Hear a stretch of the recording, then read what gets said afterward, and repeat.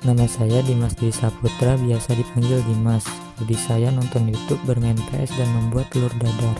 Kebiasaan belajar, saya selalu malas untuk belajar, karena saya sekolah bukan untuk mengejar selembar kertas nilai, tapi untuk menjadi orang yang jujur, tanggung jawab, dan punya integritas.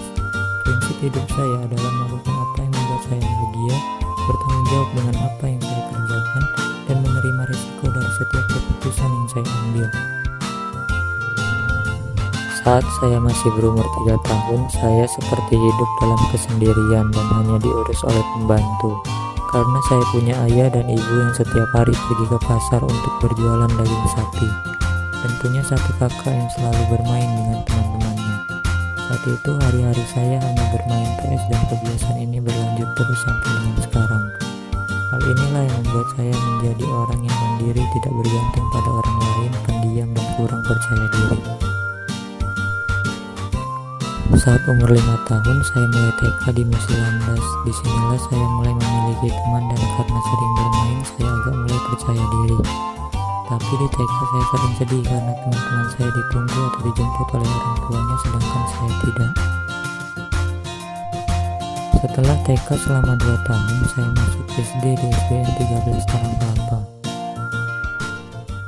Saat saya kenaikan kelas 3, saya dan kedua orang tua saya mengalami kecelakaan yang mengakibatkan kaki kiri ibu saya patah.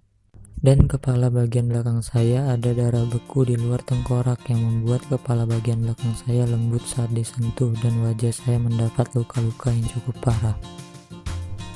Setelah kejadian ini, saya sangat malas untuk pergi ke sekolah dan selalu ingin menangis ketika berada di sekolah. Alhamdulillah, setelah 4 bulan ibu saya sudah mulai bisa berjalan menggunakan tongkat. Kemudian saya dan orang tua saya pindah rumah ke Tasikmalaya agar lebih dekat dengan keluarga. Oleh karena itu, saat akhir semester 1 saya pindah sekolah ke SDN 1 Sukamana. Di sini saya memulai hidup baru dengan suasana dan teman-teman baru. Disinilah saya mulai kembali semangat sekolah. Bahkan di sini saya pertama kali mendapat surat cinta dari penggemar. Sekolah di sini sangat seru, tapi hanya 1 tahun saya sekolah di sini. Karena usaha orang tua saya di Tasikmalaya mengalami kegagalan, lalu saya dan orang tua saya kembali ke rumah lama kami di Palembang, dan saya kembali sekolah di SDN 13 Talang Kelapa sampai dengan lulus.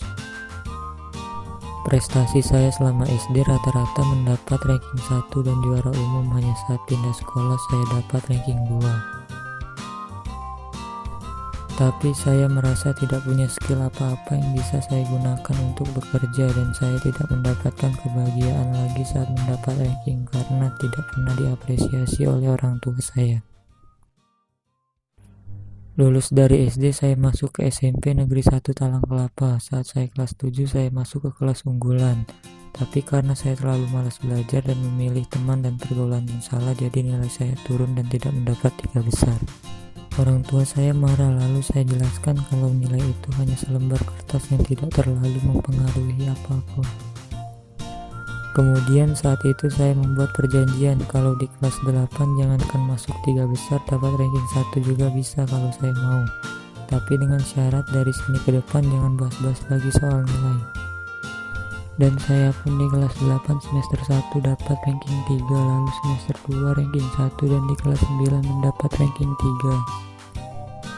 Saat SMP lah saya mulai bercita-cita menjadi seorang insinyur sipil karena saya sangat tertarik dengan gedung pencakar langit, jembatan, dan bangunan-bangunan estetik. Lulus SMP saya masuk ke SMA Negeri 1 Talang Kelapa. Masa SMA saya hanya sekolah pulang. Tapi saat saya kelas 12, sekolah berubah sistem menjadi daring. Karena sistem ini tidak cocok dengan cara belajar saya yang hanya memperhatikan saat guru menjelaskan materi dan memahami konsepnya, jadi sekarang saya tidak mendapatkan apa-apa. Tapi ada hal yang menarik di tahun ini karena orang tua saya baru menjual rumah kami yang lama. Jadi kami sedang membuat rumah baru yang mulai dari desain gambar rumah dan tata letak ruangan digambar olehku sendiri sesuai keinginan dan diskusi bersama ayahku. Dan hari-hariku sekarang ikut mengawasi pembangunan rumah. Aku pun mulai menguji coba pelajaran derajat sudut dan luas bangun datar untuk menghitung keramik yang dibutuhkan. Aku senang karena ini adalah proyek pertamaku yang terrealisasi.